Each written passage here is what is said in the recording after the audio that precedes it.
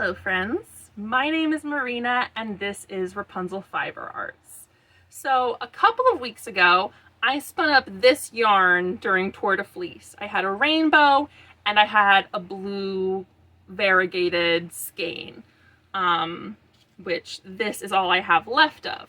And the reason I only have a little bit left of these yarns is because I'm wearing them. I knit up this cute little crop top out of the Sadie Spins yarn that I spun. It's some fin fiber dyed in a rainbow, and then I had one braid that was just this blue, which you can see has some darker bits as well. And I designed this little crop top. I used a little bit of the shoulder shaping from Jessie May Designs Helix pullover. But other than that, I pretty much improvised this. I improvised this neckline and the shoulder holes and the body of it.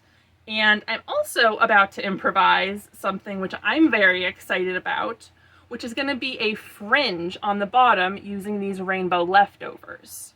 So I think that's going to be really cute. It's going to move with me as I, walk or dance or twirl or whatever I decide I want to do while I'm wearing this. And I'm super excited about it. I think it's going to be really cute when it's all said and done. I think it's really cute now, but I think it's going to be even cuter when I've added that fringe. So I'm not entirely sure how I'm going to go about adding the fringe. Like, I know how I'm going to attach the strands with a crochet hook, but I don't know what, density of strands I'm doing. If I'm doing, one strand hook looped over, so two strands coming off, but it's one piece of yarn per stitch, or if I'm doing two of those per stitch and then having a gap in between. I need to do some experimenting, which I'm gonna start doing shortly.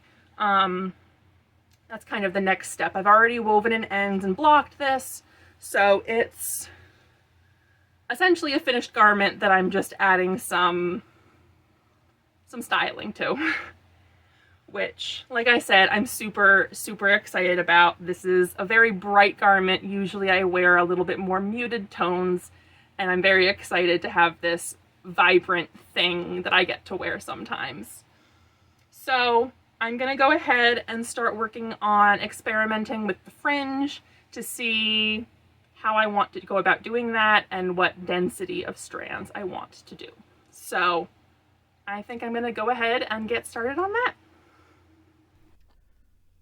All right, friends, so you can see here that I've gone ahead and pre-cut a whole bunch of strands of yarn for the fringe. These are all about 14 inches long, which I made just by wrapping the yarn around a box that was about 14 inches high and then cutting at the bottom and the top of each wrap. And that left me with 28 total ends of each color.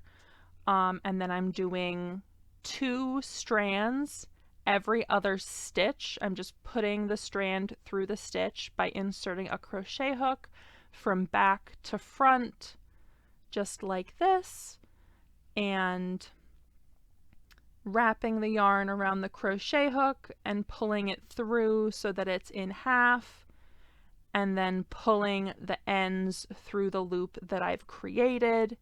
And that creates a little knot which secures those ends and gives me a very nice fringe.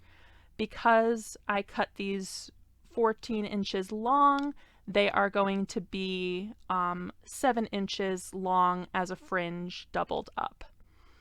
So I'm just repeating that process around the entire circumference of the base of this sweater. I have a total of 28 strands, which means that I'm going to have 14 total repeats around the circumference of the sweater, and I just determined that by doing a couple strands, making sure I liked the way it looked and moved, and then decided to proceed with the full rainbow like this, going from red through to purple and then starting at red again.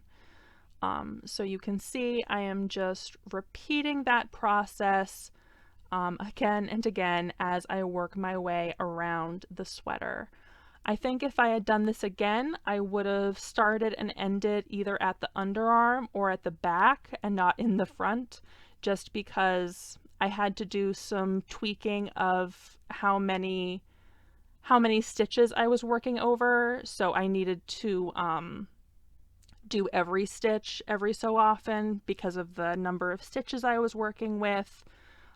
Which was a little bit frustrating, but honestly, no big deal. I was only off by 2 or 3 stitches, so it was pretty straightforward to make a couple modifications and have this still be pretty consistent around the base of the sweater. So like I said, I ended up doing 2 strands about every other stitch, which resulted in a very, very nice consistency of fringe. It moves very nicely around me. It swirls as I spin, which is very satisfying. You will see in just another moment that I have a very good twirl when wearing this sweater. So I just continued working like this the whole way around the circumference of the sweater until it was complete. And now you can see that it spins wonderfully around me as I twirl. It gives me a lot of really fun movement. You can see I'm having a lot of fun right now moving around in it, even though it is very warm to wear this woolly garment in the middle of August. But I'm very happy with it, and I think it turned out just fantastic.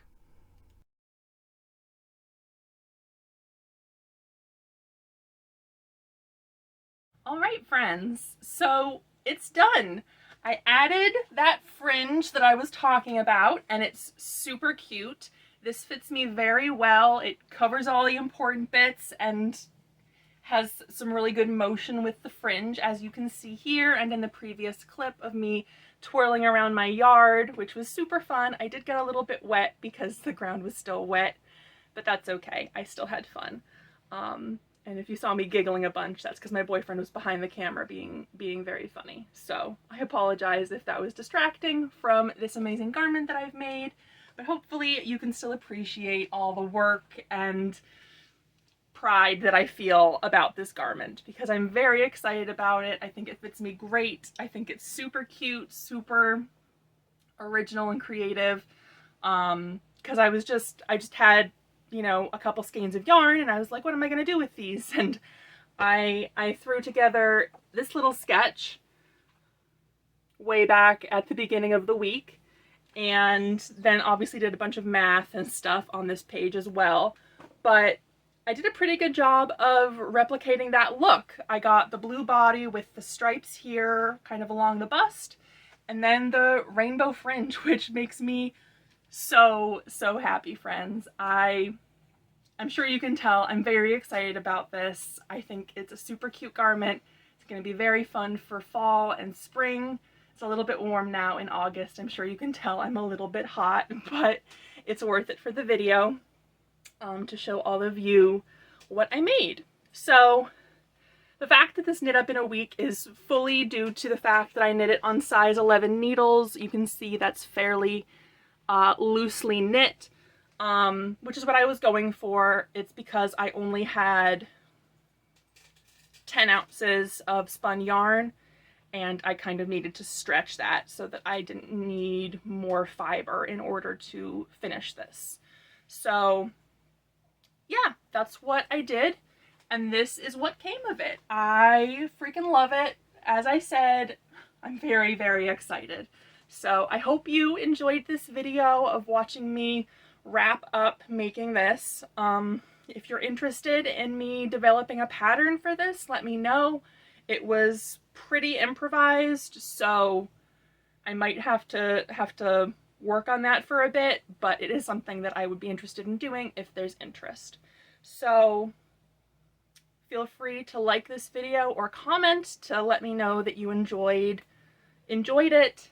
Feel free to comment if you want to see a pattern like this, because like I said, that would take some work, but it is something I would be interested in doing if there's interest out there for it.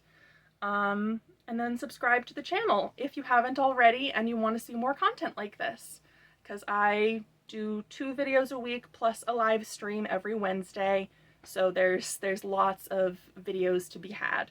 I hope you have a fantastic day.